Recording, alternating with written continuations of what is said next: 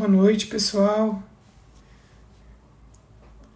Oi, Ju. Oi, Lucas. Oi, Thiago. Sejam todos bem-vindos e bem-vindas. Eu peço apenas um instantinho. Oi, Lauro, tudo bem? Para convidar a Ju, o Thiago e o Lucas. Enviei o convite para vocês três.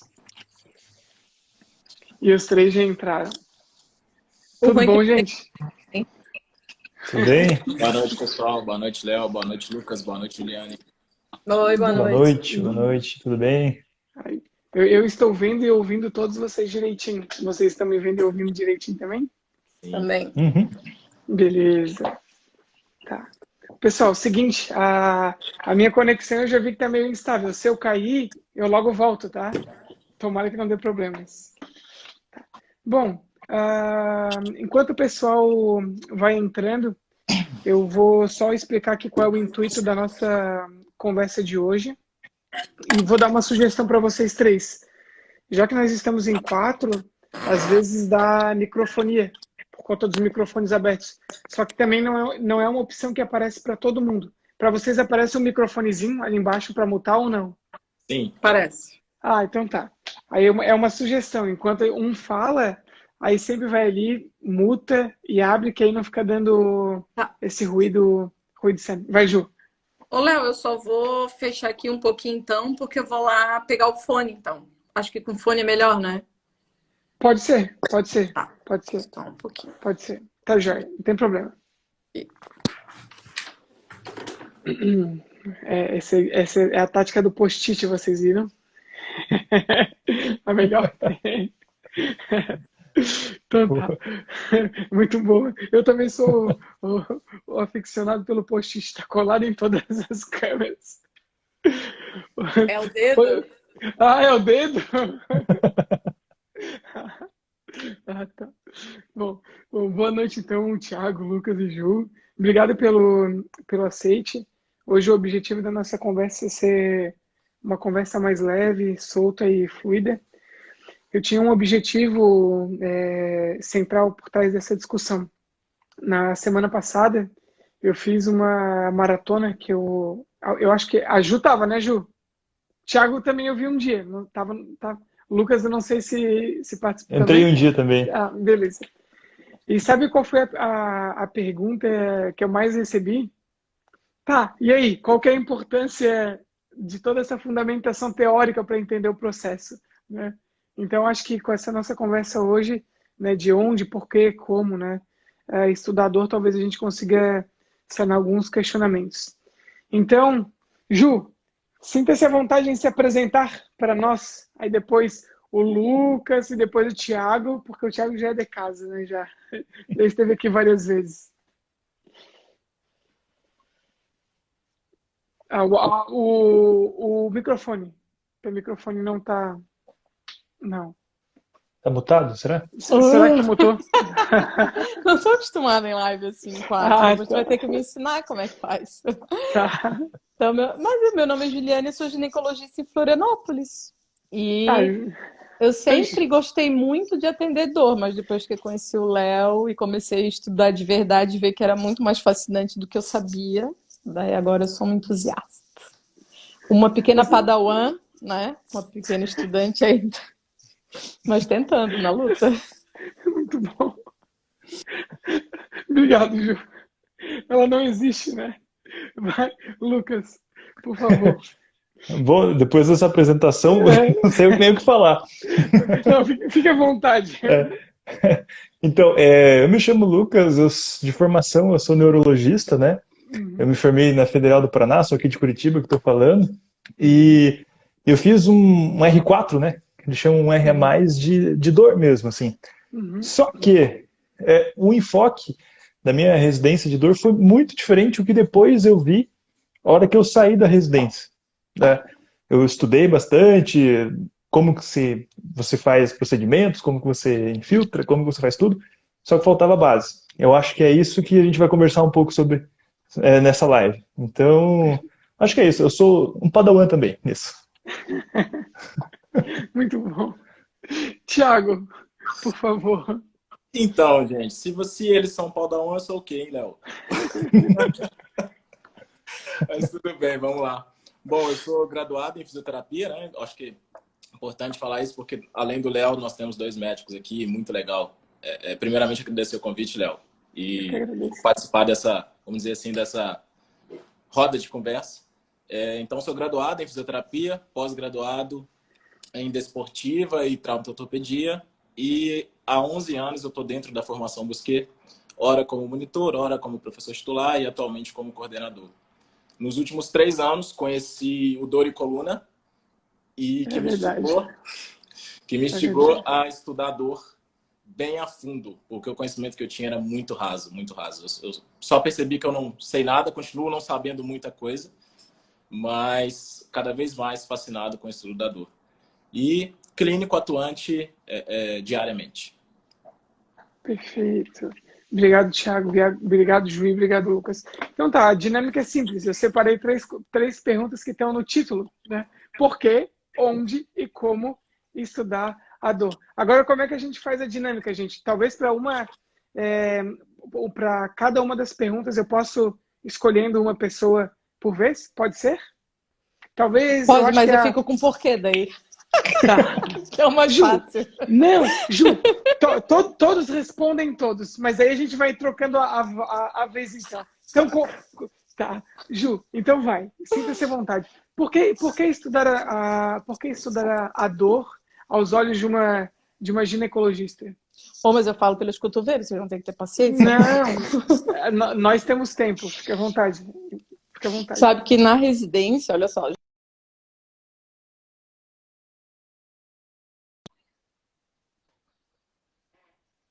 porque o Léo tá girando. Tá. Era dor pélvica crônica, infertilidade e planejamento familiar. Quarta de manhã só. Na residência da Carmela Dutra, que é referência para um monte de lugar, né? Uhum. E eu me lembro que era tudo misturado. Quando tinha paciente dor pélvica crônica, só faltava residente pulando pela janela para não atender.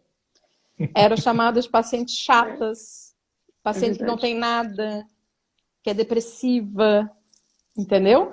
Que a história é enrolada. Assim, entendi. Então era uma consulta na época dita insuportável. Era uma que não suportava paciente com dor pélvica crônica. Entendeu? Perfeito. É horrível assumir isso, né? Mas sendo bem honesta. Uhum. Só que à medida que eu fui atendendo, e daí tu começa a entender outras coisas, à medida que eu fui submetida a uma cesariana e comecei a ter dor pélvica crônica também por aderência, eu descobri o que era uma aderência pélvica, né? Uhum. Então, aí no que eu comecei também, em 2018, 2017, a estudar e gostar mais de atender do assunto de sexualidade, e daí começa a atender vulvodina e vaginismo, e daí isso que foi começando a crescer essa vontade de estudar sobre dor, né? E assim, ó, é uma queixa muito comum. Muito, muito. E a maioria das mulheres nem reclama. Dor pélvica crônica acabava chegando, paciente taxada como tendo dor pélvica crônica como se fosse uma condição clínica, como se fosse uma doença, né?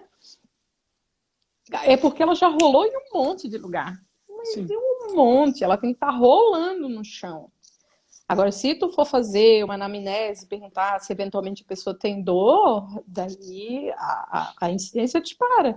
Aí se tu vê que tem dado que 1 em cada 4 mulheres tem dor pélvica, é muita gente. Uhum. Então, cada mulher, se tu botar 5 mulheres que vai lá, mulheres, 4 que vai lá fazer um preventivo, uma tem dor e ela já tá tão acostumada a ter dor e já tá tão dito para ela que ter dor é normal, né? Que os miúdos doem. Uhum. Ela vai deixar passar, ela não vai nem perguntar, né? Então, e outra questão, puxando sardinha pro meu lado, nada pessoal, meninos, né? Por favor. É porque assim, ó, se tu for pensar dor pélvica crônica, ela é bem diferente, por exemplo, de uma cervicalgia, né? Sim. Porque se a pessoa tem uma cervicalgia, ela consegue, por exemplo, ter um afastamento no INSS. Não consegue? Consegue, né? Que mulher que consegue um afastamento do INSS para não transar num relacionamento heterossexual de longo prazo, num casamento? É verdade. Tem afastamento? Não. Tem perícia? Não tem. Então, a dor pélvica feminina, de todas, é óbvio que para mim, de todas as dores pélvicas crônicas, é que mais vai causar impacto na qualidade de vida, porque ela vai afetar diretamente a questão sexual. Mesmo um cara que tem uma dor lombar, uma dor cervical ali com o colar paradinho, alguém pode ir lá fazer umas coisinhas nele, né?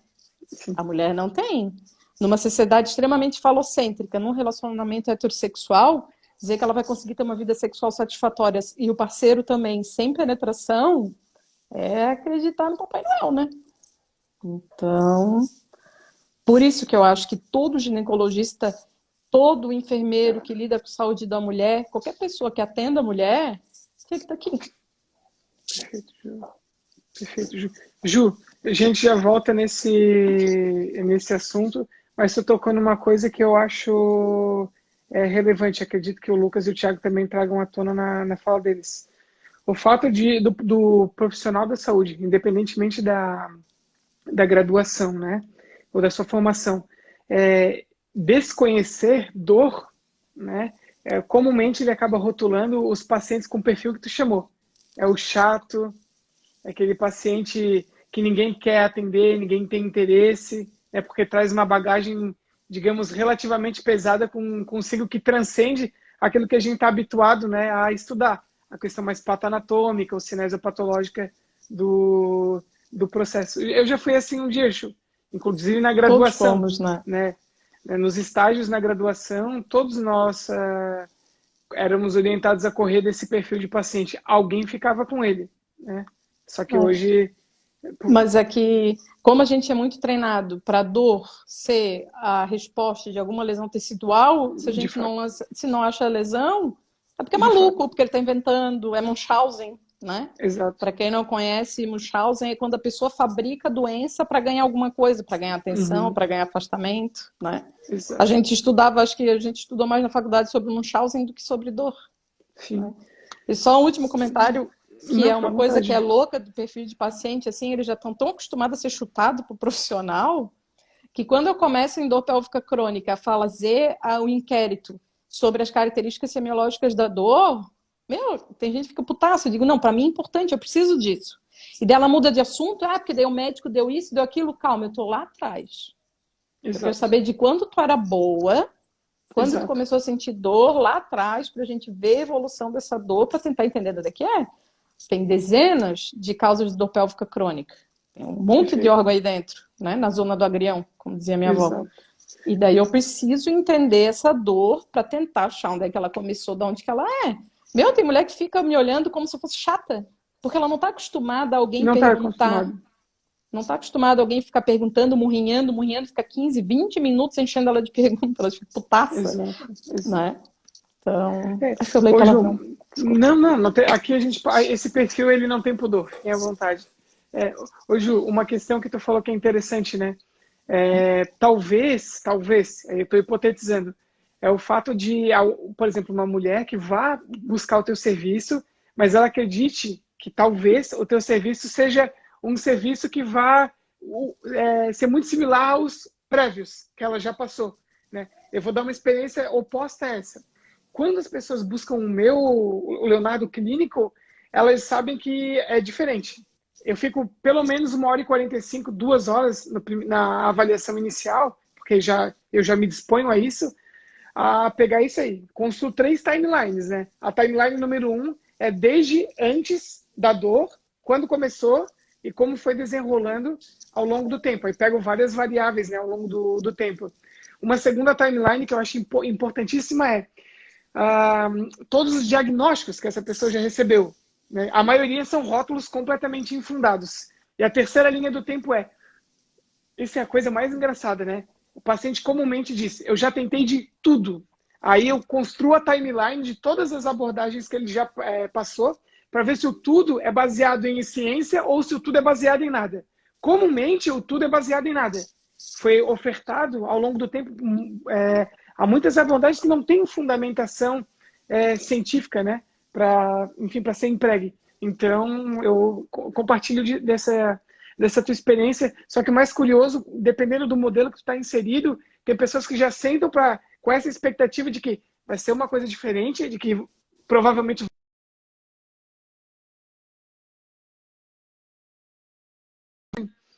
Opa, e agora?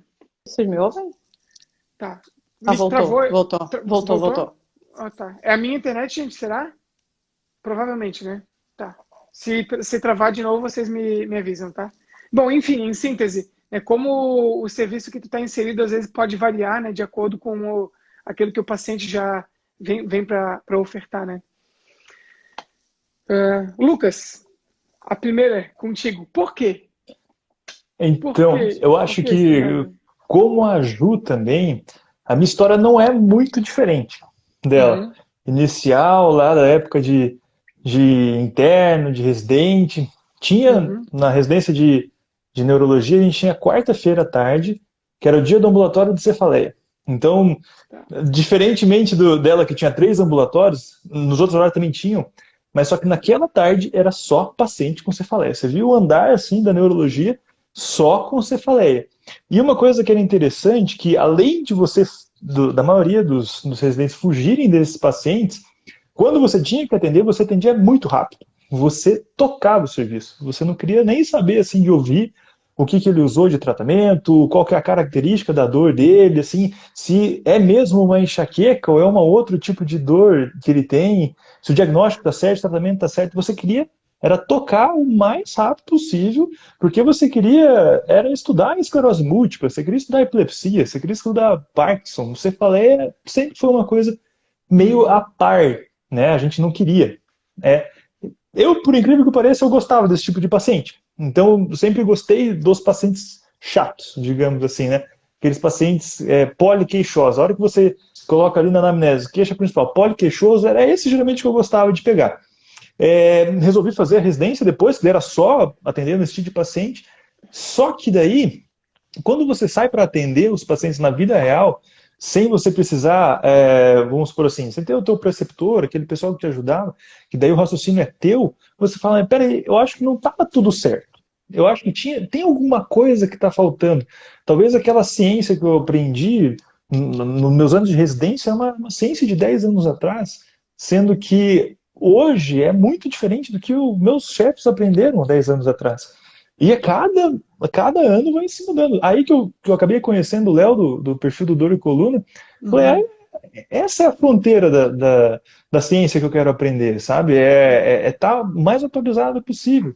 E a hora que você começa a subdividir os tipos de dor em mecanismos neurofisiológicos, você começa a falar, poxa, é tão simples de você conseguir entender aquele paciente tão difícil, mas ao mesmo tempo é tão difícil de entender esse tipo de paciente porque ele não vai te falar de uma maneira, vamos dizer assim, certinho aquilo que você tem que aprender. Você tem que extrair daquele poliqueixoso aquilo que vai te guiar para o teu diagnóstico. Então eu falei, sozinho eu não vou conseguir de forma alguma, vou ter que estudar. Então foi assim que eu comecei, mais ou menos. Perfeito, Lucas. Perfeito. Tu tocou num assunto que a gente já vamos retornar. Deixei aqui anotadinho uma pergunta boa que tu deixou quicando. Thiago, toda a palavra, amigo. Então, eu vou pegar um pouquinho da fala da Juliane e do Lucas, e você também, Léo, que você disse que os pacientes poliqueixosos, antigamente, quando eu principalmente vou falar por mim, quando eu não tinha realmente o conhecimento básico acerca do tema dor, eram realmente esses pacientes chatos, né? Eram esses pacientes que a gente não gostava muito.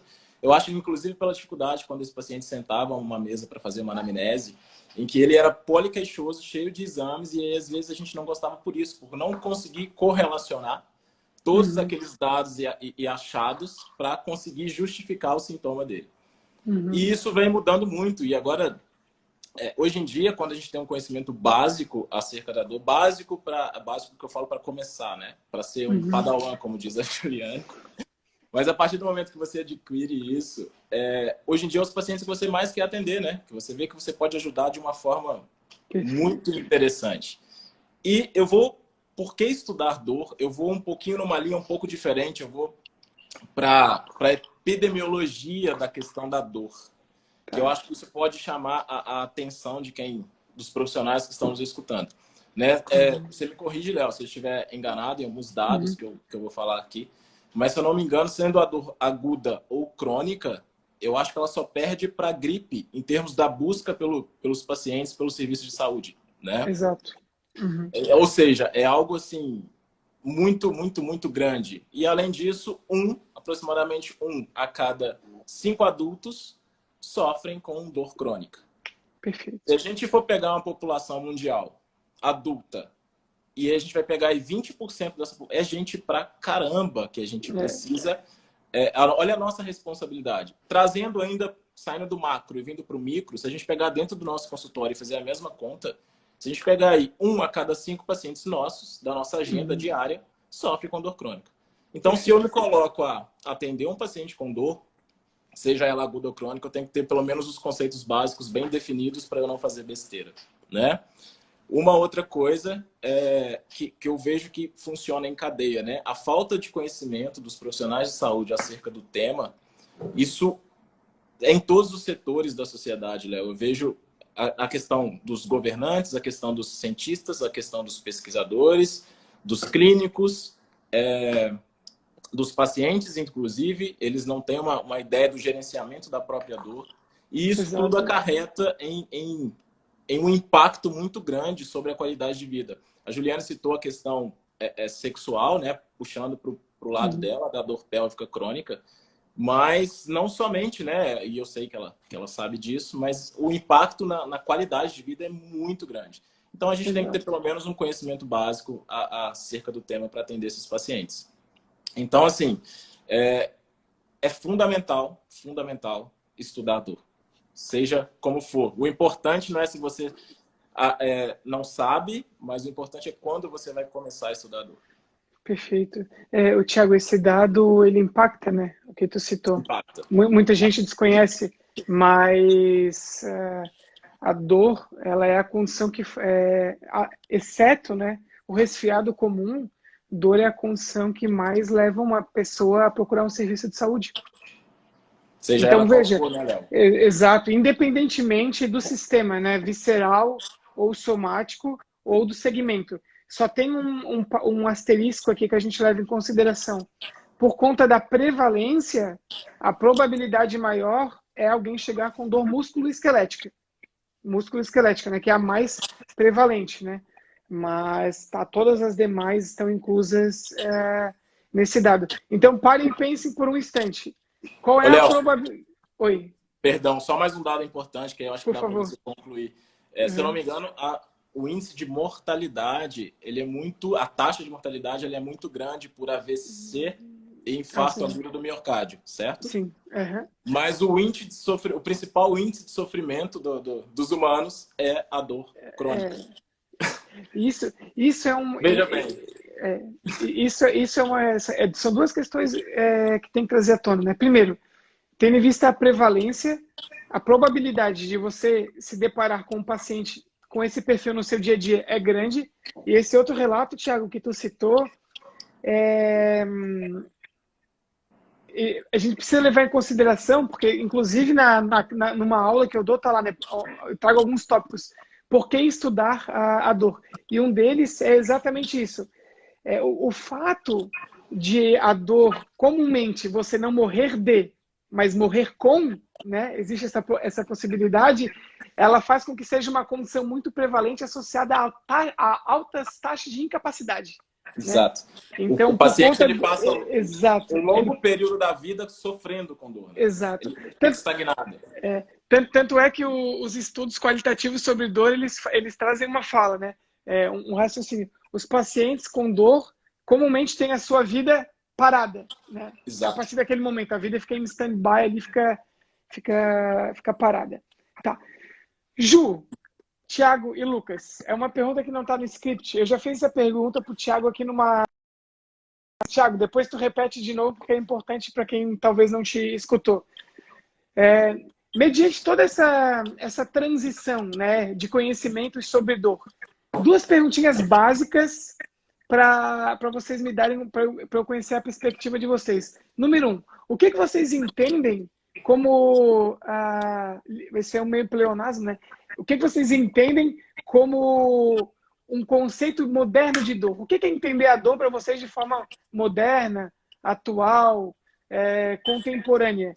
E diante de todos esses ensinamentos que vêm por trás desses entendimentos modernos, Qual foi a informação que mais impactou vocês?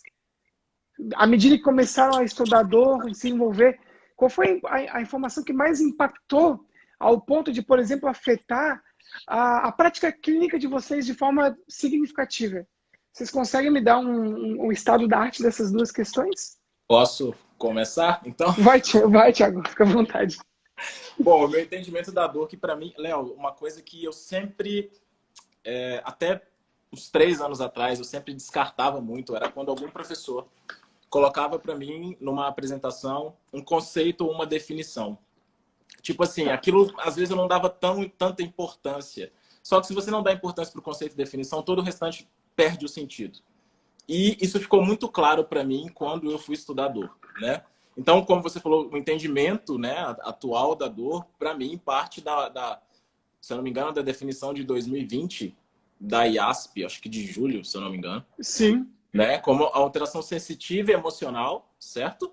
Uhum. É desagradável, associada ou semelhante àquela associada a um dano, a uma lesão tecidual real ou potencial.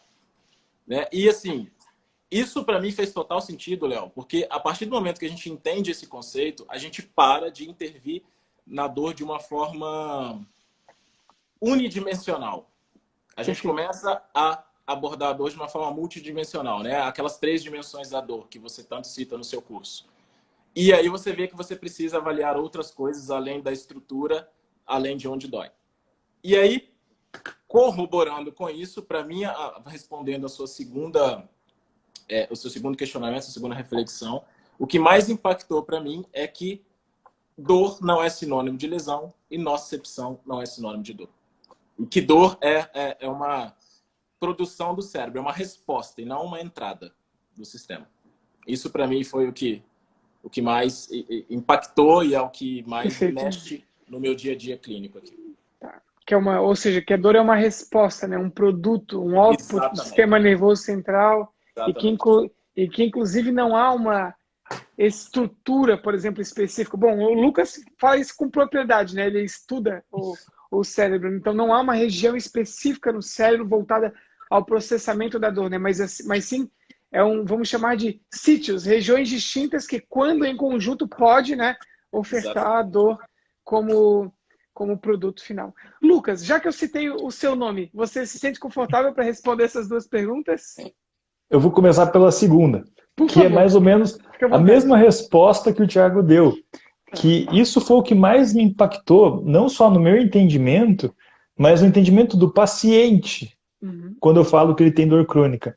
Quando eu começo a explicar mais ou menos uma linguagem simples para o paciente que a tua dor não está aqui, não está na coluna, não está aqui, mas está dentro do cérebro, eu já começo a pensar, puxa, mas então é psicológico, né? Eu falo, não é psicológico, né? É do teu cérebro. Ah, mas então, ele geralmente o paciente, como você fala, vem com um monte de exame de ressonância de crânio, tudo isso, né? Então, aonde que tá? Eu falei assim, tá aqui, tá no teu cérebro, não tem um lugar específico pra gente identificar aí ainda. Talvez quando eu for velho, eu consiga te explicar onde é que tá, mas hoje eu não consigo. O paciente já começa a mudar, né? Fala assim, então talvez eu não devesse ter feito tanto exame, assim. Eu falo, é exatamente isso. Às vezes só uma conversa boa de algumas horas a gente já consegue identificar. Eu acho que isso foi o que mais impactou na minha prática e no meu entendimento de dor também. Da outra pergunta que você falou, qual que foi mesmo? Que eu esqueci. Não tem problema. Eu tava morrendo de medo de ter que perguntar agora as perguntas, porque eu me perdi no chat. Porra, valeu, Lucas. A primeira, eu tava com a resposta na ponta da língua, mas a primeira foi qual foi o impacto, né, Thiago? Essa foi a segunda. A primeira Nem o Léo lembra, gente, da pergunta, então tá tranquilo. Vamos lá, eu vou repetir então. Que ótimo isso. É porque o impacto eu deixei aqui como tópico, só que eu puxei outro raciocínio e eu esqueci. A primeira foi qual seria o nosso entendimento contemporâneo. Isso. Verdade. O que isso aí mesmo. Sempre tem um nerd, né? Sempre tem um nerd. O que eu acho, assim, sabe? Quando você se propõe a tratar dor, você tem que saber o que está de mais atual, sem dúvida.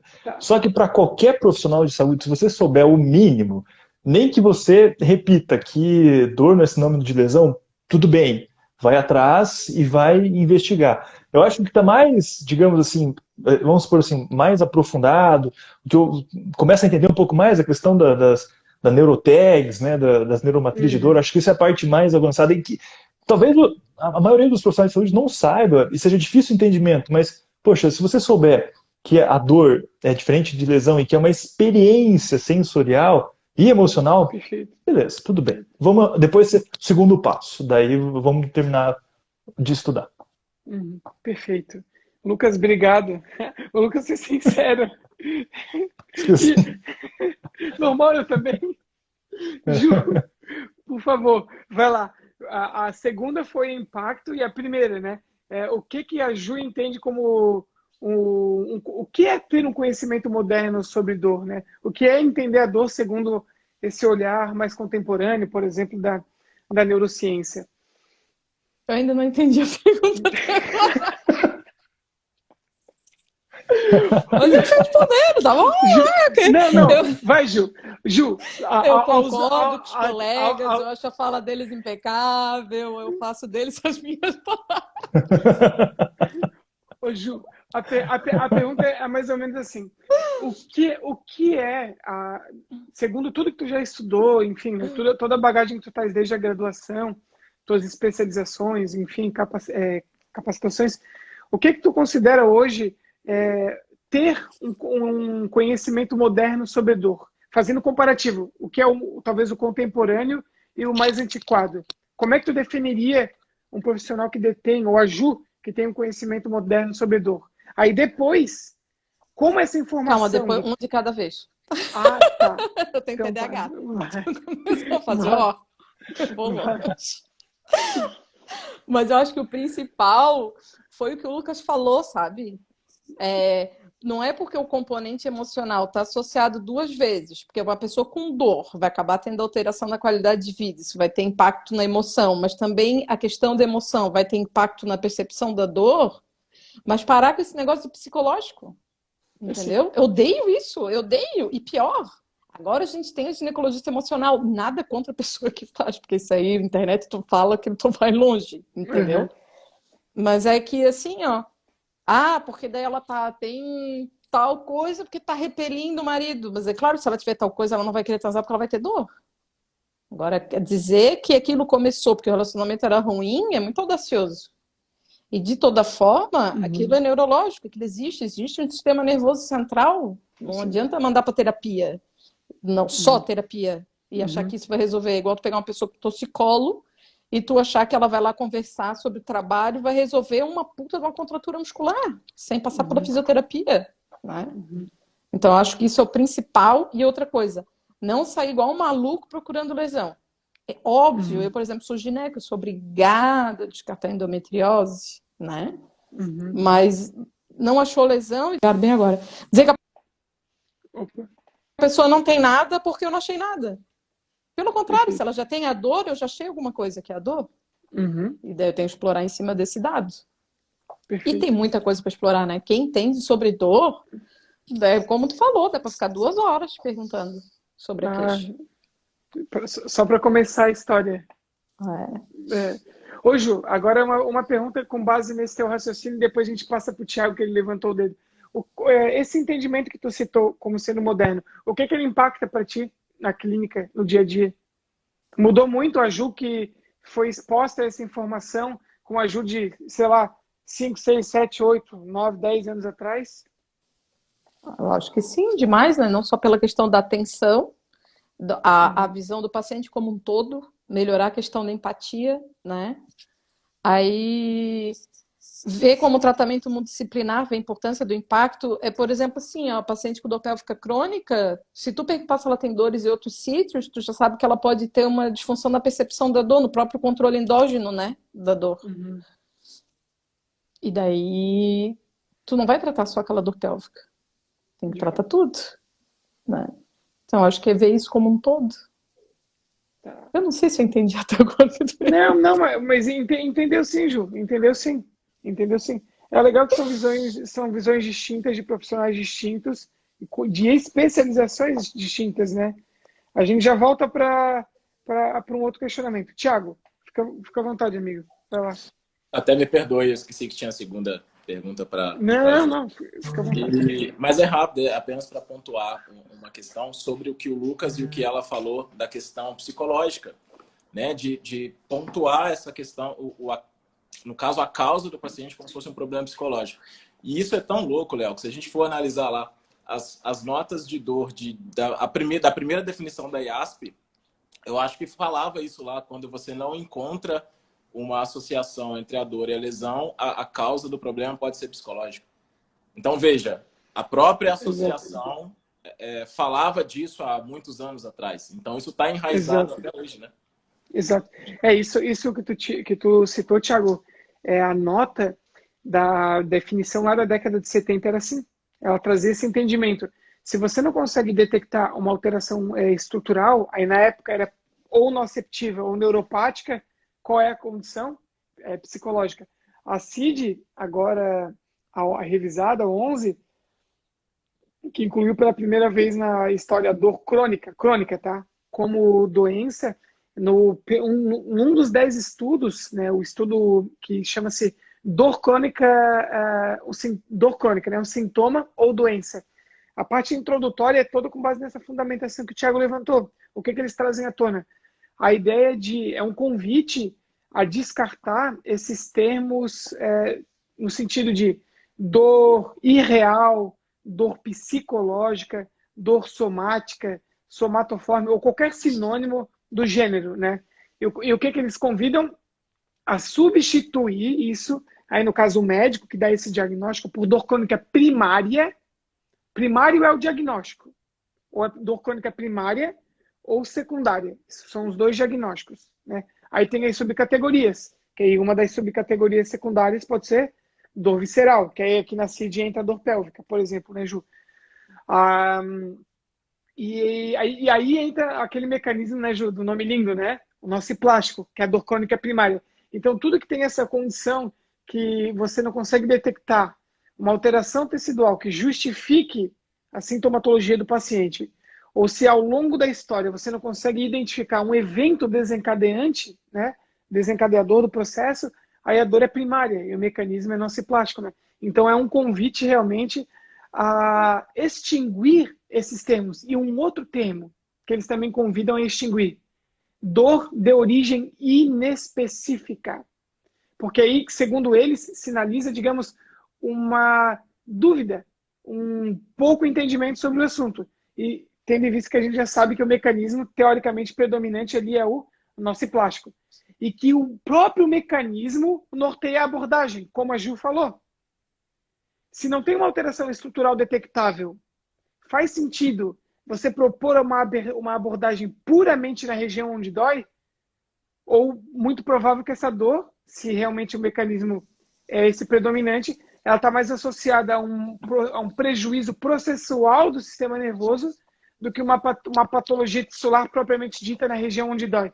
Por isso que todos nós, no nosso dia a dia clínico, encontramos pessoas com histórico de 1, 2, 3, 5, 10 anos de dor, aí que você vai ali naquela terceira timeline do tempo, né? Tudo que você já foi proposto a abordagem. Sempre abordagens com raciocínio muito pautado à periferia. Poucas vezes negligenciando, muitas vezes negligenciando o sistema nervoso central e todo esse controle descendente, que de alguma forma pode estar disfuncional, né? Que aí cabe a investigação. Ju, tu levantou o dedo. Lucas, depois se quiser complementar, fique à vontade, tá? Não, é que no primeiro curso que eu fiz contigo sobre dor, que foi quando... Né? Na verdade, eu já estava tocada pelo assunto, senão não ia te procurar, né? Mas enfim. Sim, exato. Mas exato. eu lembro o teu suor frio falando sobre a cirurgia de coluna lombar para dor lombar. E eu assim, cara, identificação, a galera perde o útero. Quando a mulher vai para esterectomia, eu quero morrer. Tem mulher que vem, não vejo a hora de tirar o útero. Deu, oi? A única coisa que... Assim, ó, vou deixar um recado pra mulherada que tá aqui online. A única coisa que tu garante tirar o útero é que tu não vai sangrar. Esqueçam esterectomia pra dor. Esqueçam. probabilidade de a dor ser causada pelo útero enquanto órgão exclusivamente, não tem. Olha, eu atendo um monte de mulher que tinha dor pélvica, foi para esterectomia e voltou pior. Porque ela volta com aderência. Perfeito. Ela Ô, volta Ju, pior ainda. e tem uma outra questão que transcende a aderência. E isso, olha que tópico interessantíssimo que tu citou. Poucas pessoas, salvo um cirurgião que domina a dor, levam em consideração que a cirurgia é um agente que pode transitar da dor aguda para a dor crônica. A própria cirurgia é um agente que favorece a transição de dor para dor crônica. O sítio cirúrgico. Porque você tem uma alteração já periférica, num ambiente, nesse caso, de uma pessoa que já tem um histórico de dor crônica, tem uma alta probabilidade daquela região periférica já ser sensibilizada e com uma probabilidade também relevante de ter algum prejuízo descendente. Aí você joga um procedimento que é relativamente invasivo, que vai dar bombardear o sistema nervoso central de aferência, e aquilo ali transitar ou corroborar com a manifestação, com a perpetuação, e inclusive com um aumento dos sintomas é muito grande. Porque tem duas variáveis que são imprescindíveis o clínico levar em consideração, né? Qual foi o tempo de exposição daquele estímulo? E uma cirurgia de grande porte vai deixar uma aferência continuada ali durante muito tempo. E qual foi a intensidade desse estímulo? Então, se ele é intenso e duradouro, e algumas cirurgias fazem isso, a probabilidade de transitar digamos assim, potencializar o processo é muito grande. Isso é imenso e é negligenciado. E para quem talvez escute isso e fique chateado comigo, eu só estou aqui na condição de facilitador. Isso aqui, vai lá e lê os papers da CID, que numa condição que eu leio muito, que é o tema do meu doutorado, dor crônica secundária, uma subcategoria após trauma ou cirurgia, em que a cirurgia de coluna lombar é, né, digamos, o contínuo dessa condição, ou a característica, ou a condição com uma das maiores prevalências, está ali, fica explícito. O ato cirúrgico é negligenciado como sendo um agente da transição ou potencializador do processo. A cirurgia da dor lombar é mais prevalente ou é mais estudada? Porque eu acho que tem mais esterectomia que cirurgia de coluna, né? Em termos de volume. Ju, comparando as duas, eu tô sempre puxando pro meu lado, tu viu, né? Não, mas é importante trazer isso à tona. Mas eu te respondo isso em instantes. Lucas, por favor, sinta-se à vontade. Se tecendo algum comentário, eu vou só abrir um paper comentar. aqui. Eu vou só tirar o fone porque eu vou ficar sem bateria. Esqueci de carregar, tá? Só para comentar, o que eu vejo muito, né, na minha prática é você entender uma dor crônica primária, como as neuralgias, por exemplo, neuralgias de trigêmeo, occipital, tudo isso. Sim.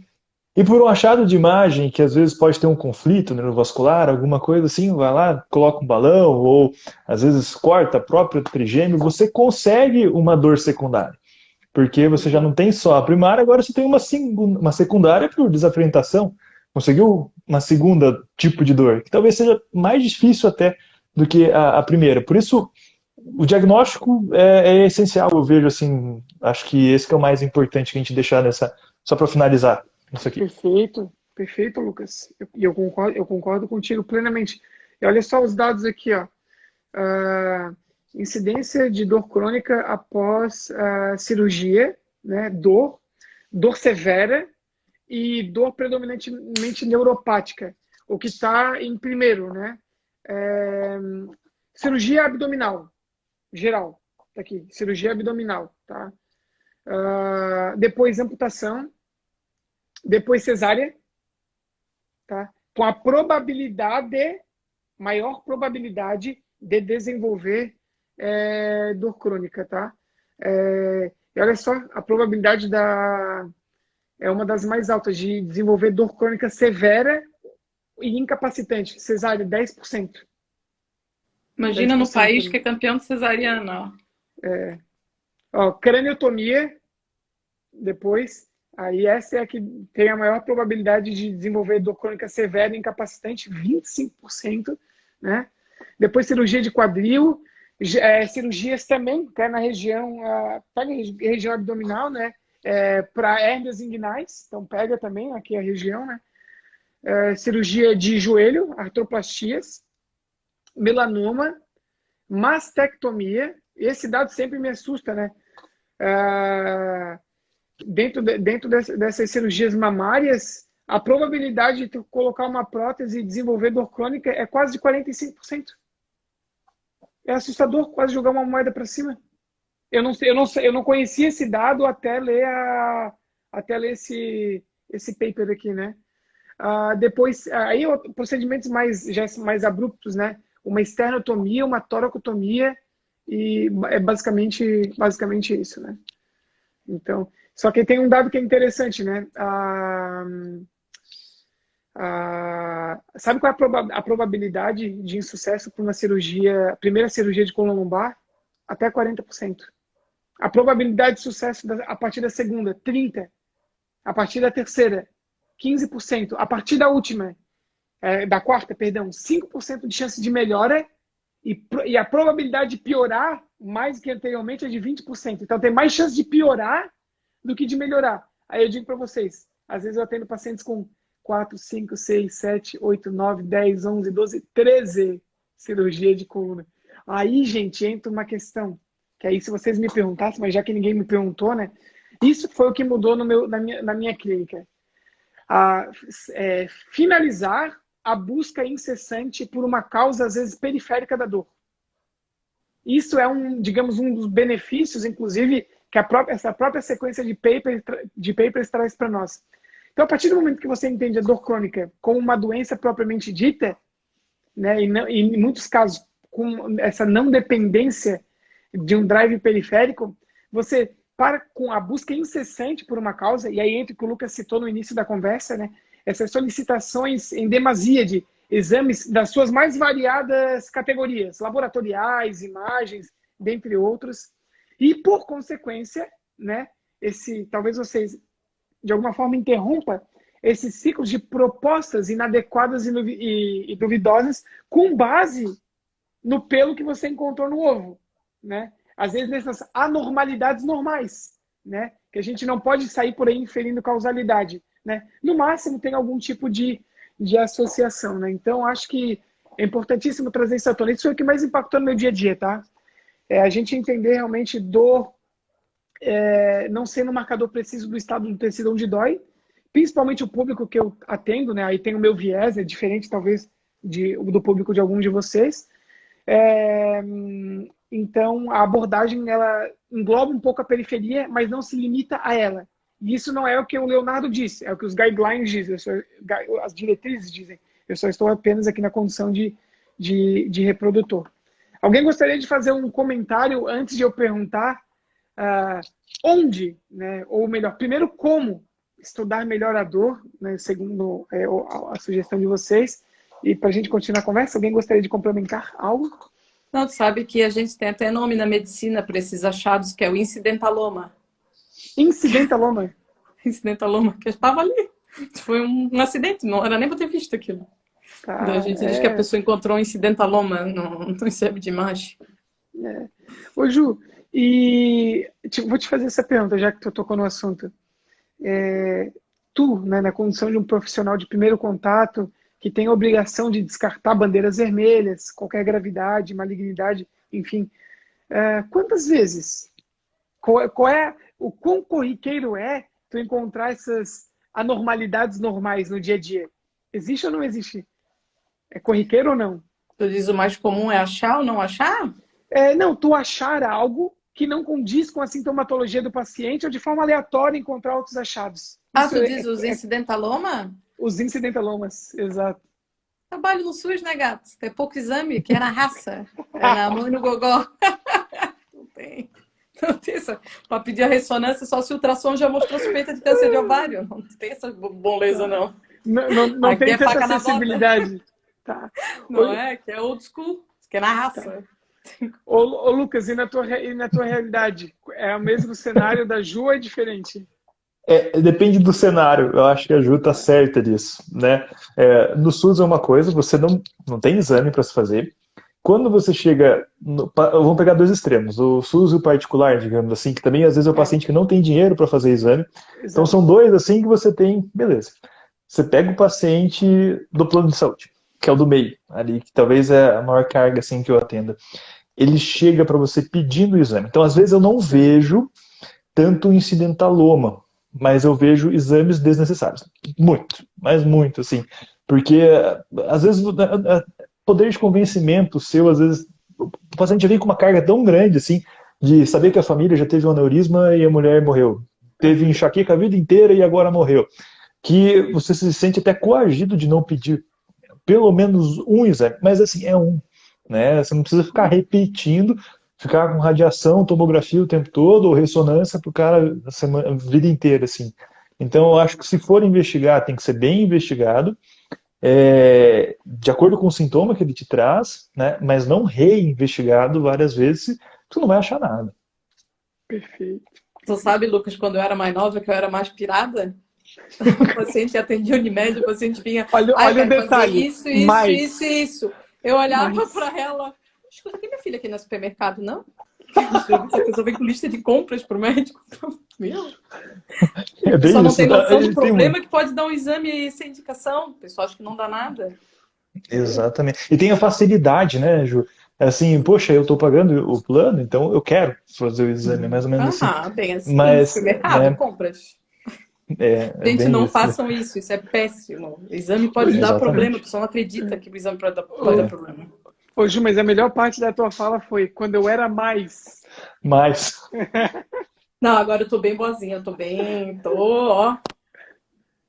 mais esperta. Era tolice, né? Imaturidade. Tá. Eu vou fazer uma pergunta que eu tenho dificuldade de responder, que eu recebo ela toda semana. Então, vocês dão a sugestão, como vocês conduzem também. Eu sei que talvez para alguns, né, a sua frente não se limite apenas à dor, mas onde estudar a dor? Porque depois a gente vai perguntar como. Onde? Thiago, quer começar? Lucas, Ju, depois vocês não se briguem para ver quem vai falar. Aí eu Como vou é que é a resumir rotina? com o Léo. Eu vou estudar com o Léo, tá? Pronto, já falei. Eu vou fazer o curso do Léo de novo, eu já disse para ele. Eu já fiz 2 contigo, um com a Michelle, e até hoje, se pedir para explicar donossiplástica, eu não sei explicar. Então eu vou fazer mais um agora. E daí, aí esse curso dele, ele se ferrou. Depois, quando ele falou, ai, não sei o que, vitalício, eu falei, o quê? Coitado. Agora eu me matriculei na vida do Leonardo. Que azar, Léo. Aí eu recebi uma mensagem da Ju exatamente assim. Agora é para sempre. Melhor que casamento, bicho. Olha, quem tiver. E assim, bicho, tá cobrando muito pouco. Pô, eu já tava ali com a lágrima pingando, assim, eu sou obrigada a fazer esse curso. Daí quando eu vi o valor, Ô, Ju, aí a melhor parte foi depois, não sei se tu viu nos comentários, alguém falou, eu ia comprar até uma bicicleta, mas não vou mais comprar. Não viu essa? Não, mas tá certo, a pessoa. Fizeram um print, mandaram para mim ali no WhatsApp depois. A pessoa ia comprar uma bicicleta para começar a se exercitar e falou que vai comprar o teu curso. Tá. Hoje eu acho que... mas eu acho assim, que é uma questão não só de profissional, mesmo que tu acredite que não vai te dar retorno financeiro. Eu ainda estou voltando a fazer consultório, mas pontos que eu fosse só médica do SUS. Cara, tu vê uma pessoa que está 5 anos rolando, de mão em mão, de exame em exame, voltar com qualidade de vida, porque assim, a gente fala, olha, isso é crônico, eu provavelmente não vou te curar, mas eu vou te dar, tu vai melhorar, ponto. Quanto, muito, vai depender de ti também, porque eu preciso que a pessoa tenha mudança de estilo de vida, né? Cara, é muito legal. Não tem preço isso.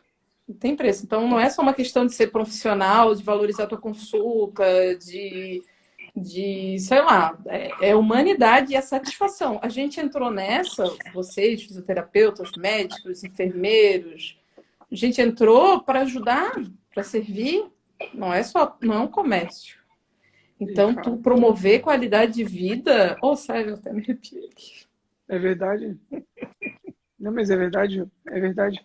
E, Ju, tu tocou num assunto que é importantíssimo, né? Quando a gente fala sobre dor, principalmente dor crônica, a gente não pode levar apenas em consideração a intensidade da dor, né? Existem outras variáveis aí por trás, né? Intensidade, sofrimento, incapacidade, qualidade de vida, né? A intensidade é uma variável, sim, que muita gente Função procura. sexual.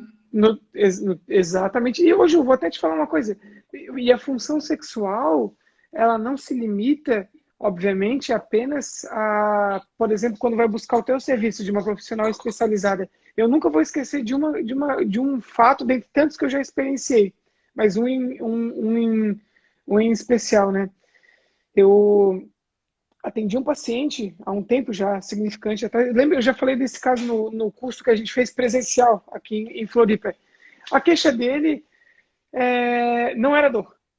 Sim, ele estava desenvolvendo, ele estava entrando num processo de síndrome da dor regional complexa após uma cirurgia que eu não posso citar aqui porque provavelmente algumas pessoas o conheçam porque é algo meio aberrante e ele já rodou aqui na cidade.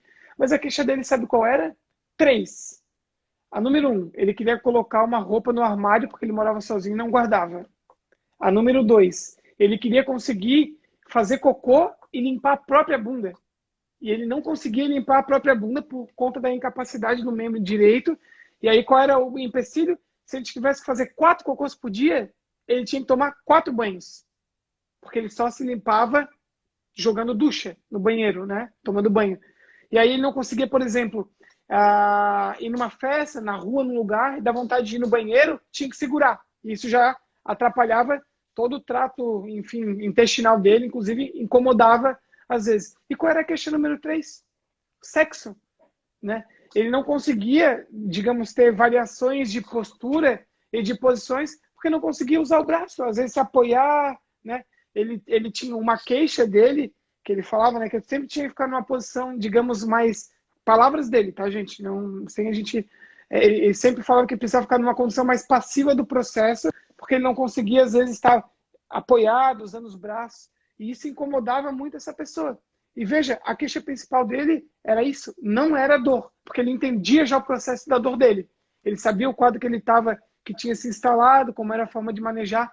Ele queria restaurar a incapacidade, né? Então, olha só como é interessante. Eu ainda vou puxar pro meu lado. Porque assim, ó, é muito. Eu nunca vi uma mulher, um homem chegar, que a mulher estava obrigando ele a botar prótese no pênis para ele ter ereção. Já viu? Não entendi, desculpa. Uma mulher trazendo o marido, obrigando ele, um homem, procurar para colocar uma prótese de pênis porque ele estava com disfunção erétil. Já viu? Ah, eu nunca vi. Não, porque não tem. Tá. Tu não tem mulher chamando de frouxo, que quem não dá assistência decreta falência e abre concorrência. Tu não vê ninguém chamando pênis de playground, de parquinho, né? Tu não vê nenhuma mulher levando o homem para fazer uma circuncisão para ficar mais bonito, né? Tu não vê nem homem fazer circuncisão para ele ficar mais bonito, mais cheiroso, para a mulherada adorar. Mas tu vê linfoplastia, entendeu? Então, nem. É óbvio que dor crônica vai impactar a sexualidade dos dois, mas a probabilidade de um casamento ruir quando um homem tem disfunção sexual ou quando a mulher tem disfunção sexual é diferente, né? É bem diferente. E a probabilidade de um homem com dor lombar ser obrigado a transar, tipo, não, toma um tramalzinho, fica deitadinho aí que eu dou um jeito.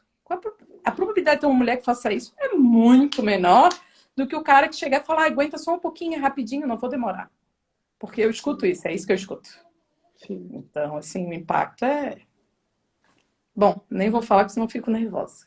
Não, Ju, mas eu te entendo completamente. Eu te entendo e acredito em ti, não é a realidade do público que eu lido, né? Mas tu tem total fundamentação. Mas tu atende mulheres, então é a realidade do teu público também, se tu atende mulher. O negócio é perguntar como é que a postura do marido em relação a isso. Para ti, que é homem, é muito difícil. Eu também acho que se tu perguntar... eu pergunto... Sim, eu pergunto sempre sobre sexualidade, mas a gente não chega a tocar no ponto no sentido de como é a atitude do homem para com a mulher nessas condições, né? Mas aí, em relação à queixa de sentir dor no ato ou não, ou ter dor independentemente do ato, né? Do caso na penetração, né? Aí falando assim, né? Resumindo a isso.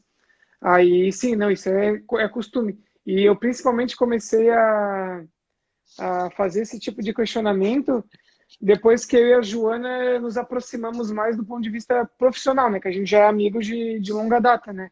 mas por a gente compartilhar ali portas de consultório, aí eu comecei a questionar, que a gente troca inclusive algumas figurinhas, algumas figurinhas. Tá? Agora eu esqueci qual pergunta eu tinha feito.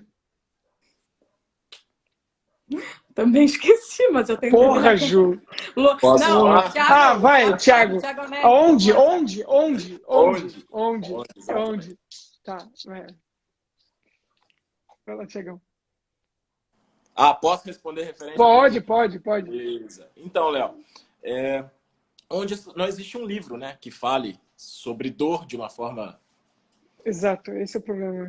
bem específica e característica. Então, o que sobra pra gente é internet e buscar em bases de dados confiáveis, né? A gente tem a IASP, a gente tem outras bases de dados que podem fornecer. Só que para mim, Léo, por exemplo, existem alguns estudiosos, como você, por exemplo, que divulgam o trabalho pelas redes sociais, só que a gente não pode se pautar o nosso estudo a postagens, apesar de que, quando eu comecei a acompanhar o Dor e Coluna, a linha de raciocínio que você colocava me permitia ter vários insights para a prática clínica. Eu conseguia, sem fazer o curso, transpor, que acredito que seja a maior dificuldade dos fisioterapeutas, fisioterapeutas, na verdade, profissionais de saúde, transpor o conhecimento da dor crônica da parte teórica para a parte prática, clínica. E mesmo assim, com a lógica de postagens que você fazia, eu conseguia. Só que a gente não pode se limitar a isso, né? A post de Instagram. A gente tem que ter um conteúdo mais profundo, algo mais próximo. E aí, Léo, eu acho que esbarra, para a gente fazer essa busca em base de dados, eu acho que a gente esbarra em alguns obstáculos, principalmente na sociedade brasileira. Eu vou aproveitar o gancho para falar isso, tá? E esses obstáculos, ao meu ver, não são sinônimos de justificativas para o não entendimento acerca do tema. E esses obstáculos, para mim, são o idioma, que a gente não tem hábito de busca e leitura e artigos em inglês. Não são todos os profissionais que têm isso bem definido. E também um conhecimento básico de metodologia científica. E isso, cara, eu falo por mim. Eu fui procurar isso há 2 anos atrás, de uma forma com uma pessoa que entende disso, que no caso é o Léo Costa. Eu fiz o curso online dele para que eu conseguisse melhorar os meus estudos acerca da dor. Eu entender de metodologia científica eu acredito que seja fundamental. Exato. Então, assim, seria nesses locais. E aí vem você, e olha que é importante, vou pegar o gancho da fala lá da Juliane, lá no início, em que ela falou que seu curso, que eu não tinha me tocado quanto a isso, o seu curso é vitalício. E olha que bacana. Você ter acesso a uma base de dados nacional, vamos dizer assim, porque o seu curso é todo embasado cientificamente. Você não é uma base de dados, mas eu considero tanto quanto. Porque você traz sempre coisas atuais. Eu já fiz o seu curso 3 vezes, então eu sei disso. Tá sempre... Às vezes sai um negócio na semana, você já colocou. Então, hoje em dia, sinceramente, cara, não é jabá, não é puxação de saco, não.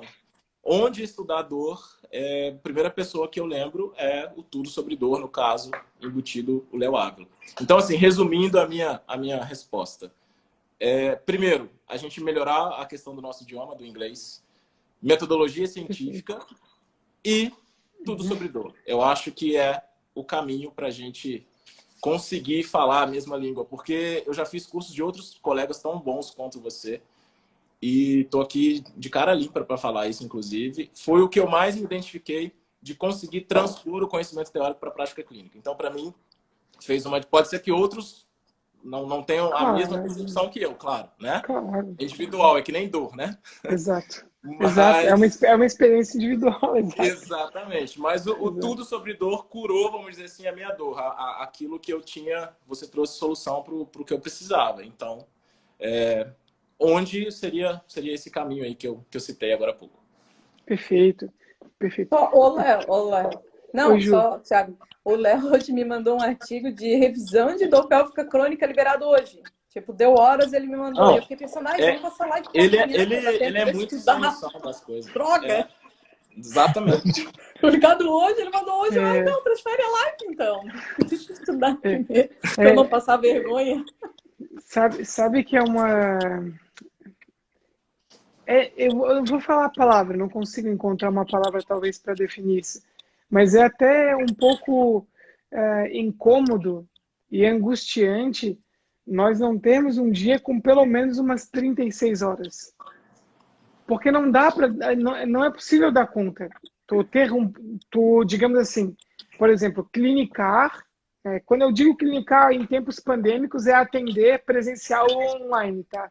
Hoje eu atendo, se duvidar, mais online do que presencial, inclusive. E ainda dar conta de, por exemplo, produzir uma aula, ler todas essas preciosidades que surgem. Eu tenho aqui uma pasta que muitos vão querer, hein? Só do que para ler. Ou para ler aqui é de alto padrão. Então eu vou garimpando, né? Mas é difícil, gente. E quando eu digo assim, ó, não me venham com essa história de perdoe se alguém faz leitura dinâmica. Não existe ficar passando o olho. É sentar e ler uma frase, raciocinar sobre ela, digerir, reler, tentar colocar aquilo ali num contexto, né? Então não é o quantos artigos você lê, é com qual nível de qualidade e absorção você é exposto a cada tipo de informação, né? Porque eu sei muita gente que lê 3, 4, 5, 8 por dia, mas qual é a capacidade de armazenamento, de aprendizado por trás daquilo, né? Perfeito, Thiago, por favor. Léo, Lucas, depois a palavra é toda sua. Perdão, Lucas. Corroborando com isso, às vezes a gente fala com os nossos alunos lá, às vezes é melhor, porque hoje em dia, como você falou, a gente não tem 30... Quer dizer, a gente nunca teve 36 horas no dia, né? E hoje em dia são muitas funções. Imagina para uma mulher, então, que é mãe, né? Que a gente está pensando, ou não precisa ser mãe, o pai também, que é muito ativo em casa, enfim. Imagina distribuir... Exato. Isso aí, Lucas. Imagina distribuir 24 horas para todas essas funções. É difícil. Então, assim, eu respondi onde e já pegando um pouquinho do como, né? Fazer esse estudo da dor. Eu acho que requer primeiro uma questão de propósito. Se você se propõe a atender pacientes com dor, o mínimo que você precisa é ter o entendimento para isso. Então, você precisa, mesmo que reduza, você tem que se adaptar, colocar prioridades, mesmo que reduza a sua questão financeira, você precisa estudar. Como o dia não tem 36 horas, você vai ter que estudar dentro do horário de trabalho e colocar isso como um trabalho, né? E continuando ainda sobre isso, o que eu acho muito interessante é que às vezes os profissionais de saúde colocam essa questão do tempo como um empecilho. Eu citei agora há pouco outros obstáculos como o idioma e como não ter um acesso, não ter um conhecimento de metodologia científica. Mas, por exemplo, além do seu curso, você oferta também o resenhador. Tem outras pessoas, por exemplo, como a Anne Marie, que tem também algo semelhante com o Tradutera, né? Exato. Que não é específico de dor, mas que também ajuda nessa questão de artigos. E ainda tem a questão do Google, que hoje em dia tem um algoritmo, uma inteligência artificial muito boa, que você consegue traduzir PDF. Então, assim, não tem justificativa mais para não ter o conhecimento. Não tem. Eu vejo muito por aí. E o que eu falo é que, às vezes, como você falou da questão do tempo, às vezes é melhor você pegar 20 minutos, 30 minutos de cabeça focada e ler, nem que seja 2 parágrafos, do que você parar 2 horas e ler, e aí pega o celular, e aí dá uma olhada no Instagram, e aí dá uma olhada no Facebook e tal. Porque aquilo ali você não absorve. Não tem jeito. Exato. Eu corroboro com o teu raciocínio, Thiago. Sem nada complementar. Lucas, a palavra é sua. Onde, né? A gente está no onde, né? Estamos onde que eu estudo? Eu vou fazer uma analogia um pouco do que a Ju falou, de Padawan, até você chegar a Mestre Jedi, até você ser um Obi-Wan e até você ser o Yoda, tá? Você tem que começar do início. Eu acho que você querer já estudar a dor é ótimo. Eu vou fazer uma correlação um pouco com a minha história, digamos assim. Por favor. Né? O que eu comecei a estudar? Comecei por livro, tá?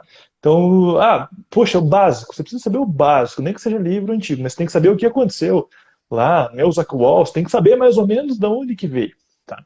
Então, primeira coisa, estudava Bonica, estudava o Waldman, então começa do início, tá? Exato. Começa do princípio, você entender os conceitos básicos. Depois, você vai estar Mestre Jedi, começa a ler papers já, nos periódicos da PEN, tudo. Acho que isso que é a segunda parte de você do teu aprendizado.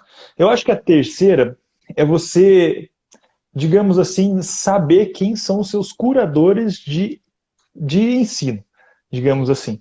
Se você quer, vamos supor assim, já tem um nível básico, nível intermediário, você precisa daqueles curadores que vão pegar aquilo que está na fronteira da ciência e vão te traduzir de uma maneira mais rápida. Se teu dia não tem 36 horas, alguém, puxa, vamos usar a inteligência coletiva. Teve um cara que pegou e fez o resenhador, teve um cara que pegou e fez um curso que está ali mastigado desde o início até o fim. Então, tenha os seus curadores de conhecimento, seja na minha área de dor, de cefaleia, de outras coisas de neurologia, mas tenha os seus curadores. Então, você com certeza é um curador de conhecimento de dor, para mim, sem dúvida, né? Então, o seu curso que vai desde o começo, inicial, de lapidar o conhecimento até a parte final, eu acho que essa é a parte mais importante. Posso partir para a segunda já? Pode, a terceira, por favor. Né? É a terceira, no caso, é o como. Como? Eu acho que isso é a parte mais interessante. Só queria só colocar como que eu comecei a estudar bem a dor, assim, além de tudo isso, essa parte teórica. Poxa, você tem que estudar e alinhar com a sua prática clínica, sabe? Eu acho que isso é essencial, você atender pacientes com dor e aprender com eles também, sabe? O que eles te ensinam, assim, a própria, digamos assim, fisiopatologia da doença, eles conseguem te ensinar, assim, olha, eu comecei com a dor desse jeito, ela evoluiu dessa forma, eu tive um problema emocional que parece que piorou naquele dia, piorou minha dor porque eu estava muito estressado no meu trabalho, ou então, pegamos enxaqueca, que é o que eu mais trato, eu comecei a perceber que a hora que eu não dormia bem, eu tinha uma dor de cabeça muito forte, e isso te, digamos assim, deixa tão intrínseco na tua memória aqueles pacientes que você conseguiu atender e melhorar de alguma forma, que eu acho que isso é impactante demais no estudo da dor. Então, como eu diria isso? Alinhar teórica com a parte prática e ouvir a história que o paciente tem para te contar. Ele vai te ensinar, às vezes, muito mais do que uma hora de leitura de um artigo que às vezes você nem entende muito bem. De fato. Lucas, eu acho que essa é uma das maiores dificuldades do pessoal, né? É a pergunta que provavelmente vocês escutam, eu escuto com maior frequência. Uma das mais, né? Qual que é o impacto de eu dominar essa teoria para minha prática clínica? As pessoas têm a ânsia, né, daquele perfil muito tecnicista do processo. Tá, onde é que entra a teoria? Perdão, onde é que entra a prática do processo? A teoria é a parte prática do processo aqui, né? Tu entender os conceitos básicos, que na realidade não são tão básicos assim, né? E fundamentais, e fazer o que tu falou agora, a palavra mais bacana, né? A transposição para a prática clínica. Fazer essa ciência básica tornar-se aplicada no seu dia a dia, né? E é possível, totalmente possível, plausível e inclusive recomendado, né? Através de, por exemplo, você quer avaliar a integridade do sistema nervoso num ambiente clínico com poucos recursos.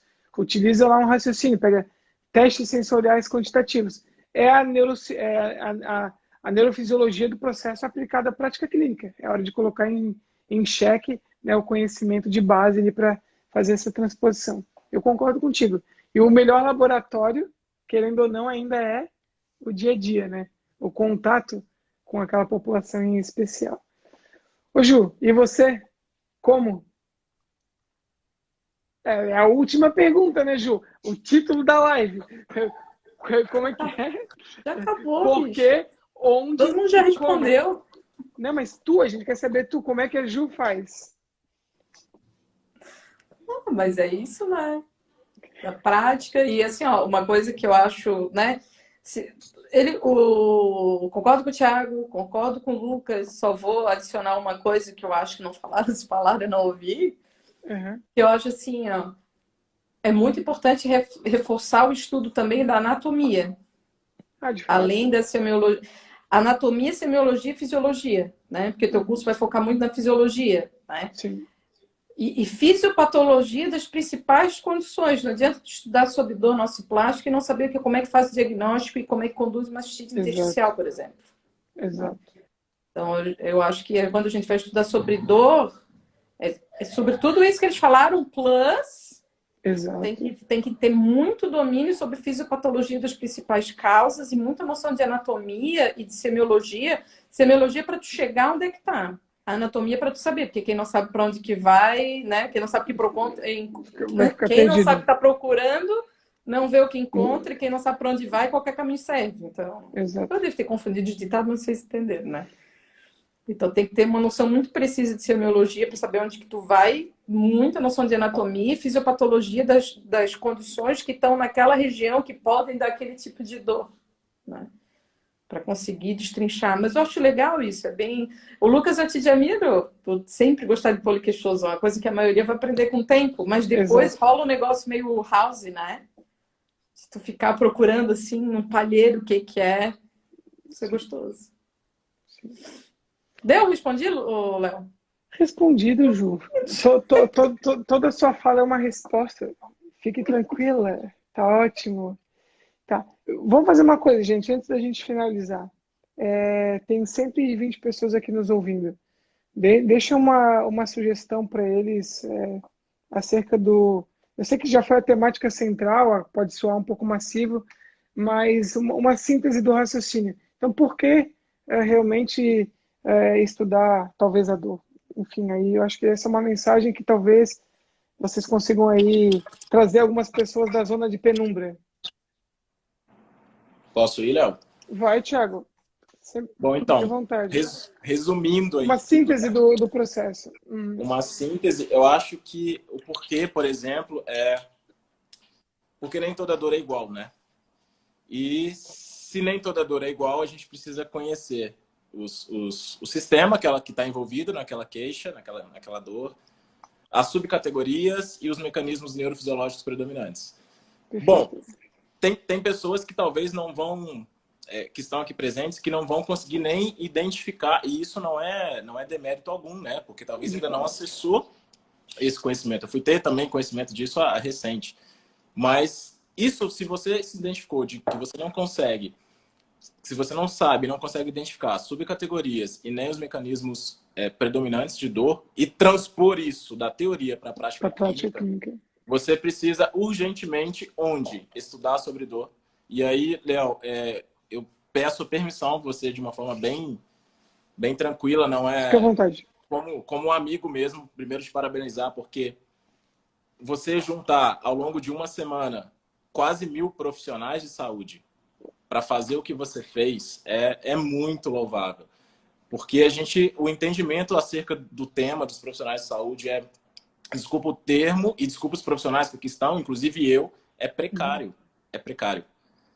Então, a gente precisa disso. Uma coisa que a Ju comentou, né, que o preço do seu curso, inclusive, estava barato, mas uma das coisas de entender a dor crônica, por exemplo, como doença, a dor crônica primária, ela diz que inclusive, para você facilitar o acesso do paciente ao tratamento. Exato. E o que você está fazendo é facilitar o acesso dos profissionais de saúde ao conhecimento para tratar esses pacientes. Exato. Então, assim, o que eu recomendo a todos que estão aqui nos ouvindo, profissionais de saúde, seja físico, seja médico, seja profissional de educação física, nutricionista, psicólogos, todos aqueles que atuam de alguma forma com o paciente com dor. E aí é uma questão bem pessoal minha, uma recomendação. Não é nem conselho, porque conselho a gente não dá, né? Enfim.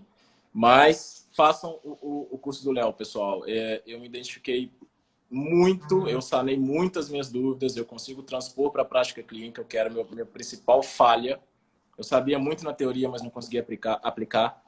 E, enfim, resumindo, é isso. O porquê, eu já falei, né?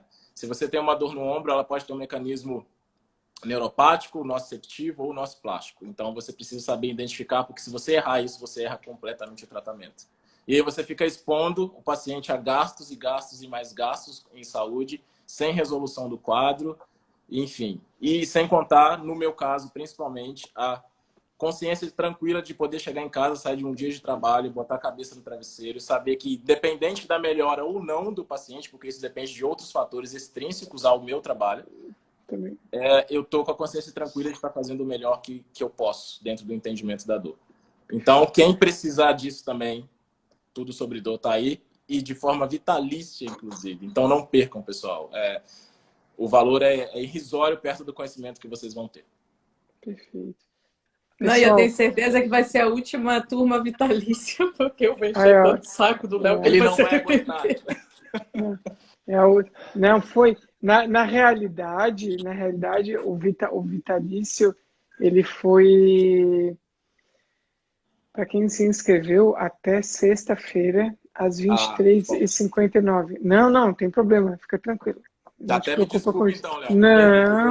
Não. Mas, de qualquer forma, sendo vitalício ou não, se você estudar aquele conhecimento que está ali para sua cabeça, vai ser vitalício. O meu foi. Pra sua vida, consegui. O meu consegui.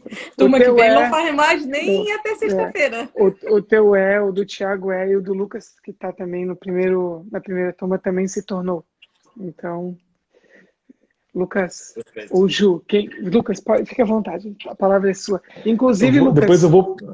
Lucas, ao término também convide o pessoal para acompanhar a tua página, assim como o pessoal, Thiago Barroso Físio, é o perfil do Thiago, para quem tiver interesse em acompanhar, recomendo, tá? Lucas, cita o seu no final, Ju, também cita o teu depois, por favor. Eu vou só complementar minha fala e vou dar um gancho depois para a Ju terminar. Tá, porque eu vim, não sei, de uma área médica, assim, uma das mais cartesianas que existem, assim, sabe? Você tem que ter uma lesão em algum lugar do sistema nervoso central que justifique um sintoma de um paciente. Uma esclerose múltipla tem que ter uma lesão que justifique. Se você tem uma neurite óptica, você tem que ter uma lesão que justifique. Você sempre procura um substrato anatômico fisiológico para poder identificar por que aquele paciente tem Parkinson, digamos assim. Se você não achar, qual que é a explicação? É porque o paciente é histérico. Né? Já de descrições de Charcot lá de trás. Histérico, de útero? Isso aí. Eu vou deixar para você depois comentar sobre isso. Porque se a paciente tem enxaqueca, é porque ela é histérica. Ou se ela tem fibromialgia, é histérica. E se o homem tem, é porque ele é histérico também, sem útero. Né?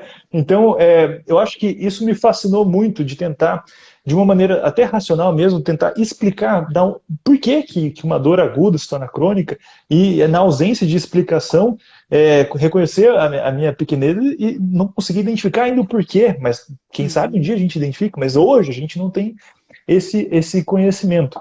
Então, eu acho que isso é o que deve ficar, acho que de mensagem aqui para o final, sabe? Não vamos pensar em histeria, não vamos pensar em psicológico.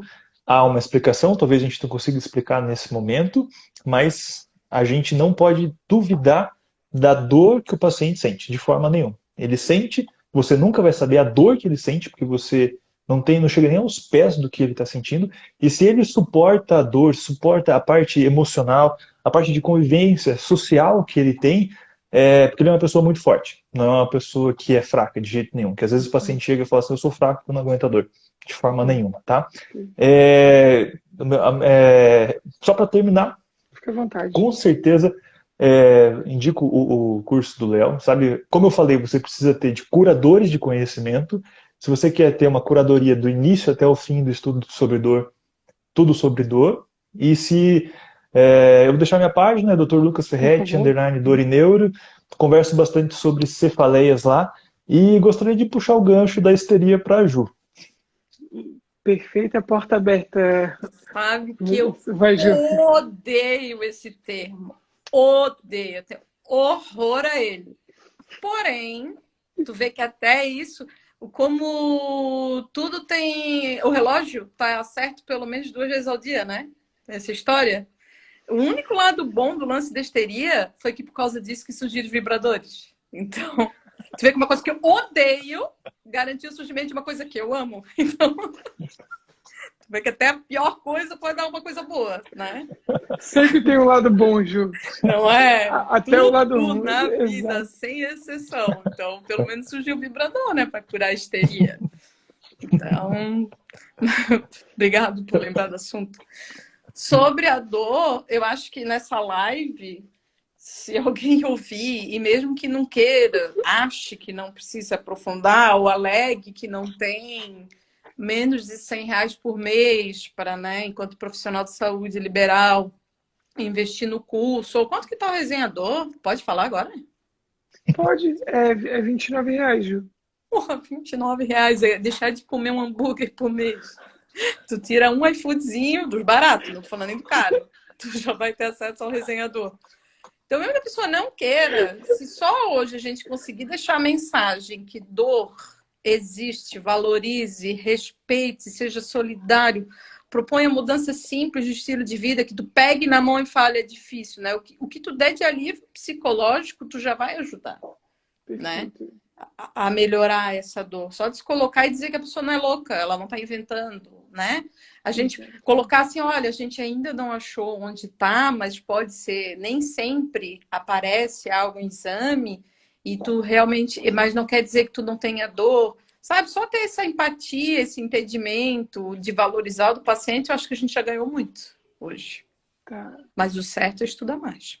Perfeito. Ô, Ju, só deixa eu responder uma coisa aqui que tem um perfil que perguntou aqui, dor underline crônica. Infelizmente, por uma questão, vou utilizar a palavra burocrática e de conselhos, esse evento ele é apenas para profissionais da saúde. Mas eu já fui convidado ou convocado por vários pacientes para fazer uma versão de um curso para pacientes, né? Mas infelizmente esse é para profissionais da saúde apenas. Esse não é para tratar pacientes crônicos, é para tratar alguns profissionais da saúde crônicos e outros entusiastas, estudiosos, já especialistas no assunto, tá? Ju, Thiago e Lucas, me permitem 1 minuto só para eu falar uma coisa para quem estiver aqui assistindo. Pessoal, para quem tiver interesse, na verdade isso, na semana passada, infelizmente, eu acredito que muita gente não conseguiu acompanhar, mas eu fiz uma maratona, né, avaliação da dor baseada em mecanismos neurofisiológicos. Foi bem legal, porque teve dias que a gente ficou ali 2h30, 3 horas, um horário tarde, né, dias que envolvem expediente de trabalho, mas das 8h30 às 10 horas, que tinham 900 pessoas ao vivo, 800. Aí, gradativamente, à medida que a semana foi evoluindo, o número foi reduzindo, mas fechamos sexta com, salvo engano, 3h30 de aula, com 650 pessoas acompanhando, né?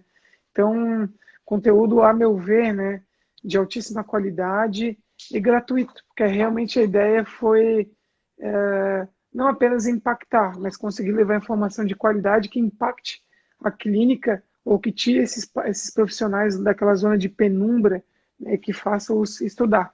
Então, eu acho que isso aconteceu. Para quem tiver interesse, né, o Thiago, a gente já fez várias capacitações juntos, né? O Lucas, né, um médico, neurologista, né, inclusive tem muitos médicos nessa segunda edição, Lucas.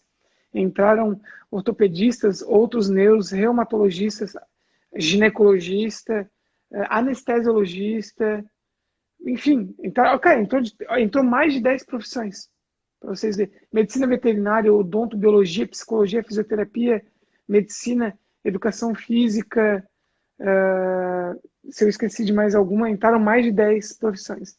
Então, para quem tiver interesse, pessoal, as matrículas estão abertas até sexta-feira, né? Aí depois, isso não é estratégia nenhuma de marketing, tá? São 3 vezes ao ano, ponto. Abrimos na transição de fevereiro para março, agora e final do ano. Quem tiver interesse e disponibilidade, o link está aqui no perfil.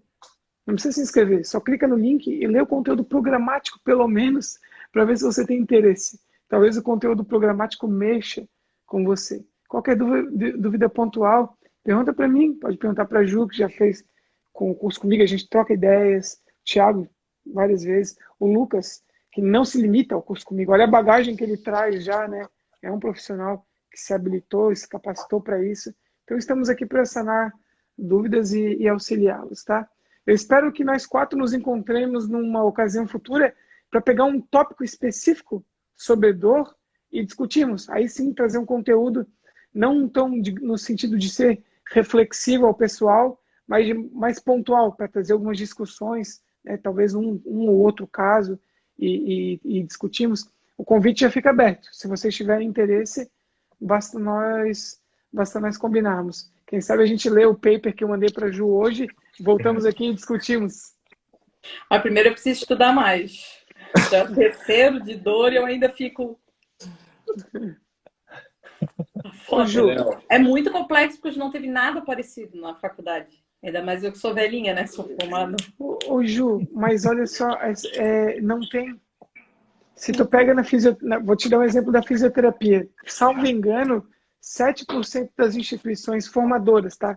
Universidade ou faculdade de fisioterapia no Brasil ofertam disciplina de dor. Só que desses 7%, um percentual menor é obrigatório. As demais são optativas ainda.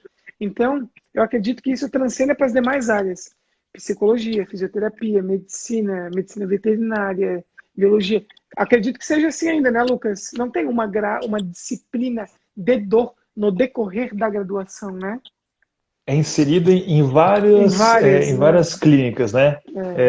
Só para complementar uma coisa que você falou, acho legal isso de a gente trazer um caso para discutir sobre várias óticas, sabe? Exato. Porque o paciente de dor tá? Ele é único, sabe? Ele tem dor, esse que é o diagnóstico dele. Uhum.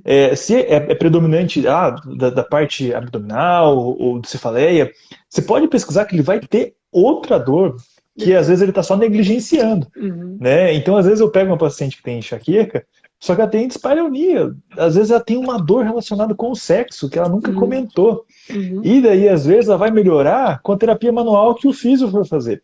E, às vezes, você só vê aquele recorte. Então, eu acho super legal de ver de vários ângulos, sabe? Isso aí eu acho que eu topo mesmo. Perfeito, perfeito. Inclusive, gente, é um interesse meu, né? Já deixo aqui até de antemão um outro convite.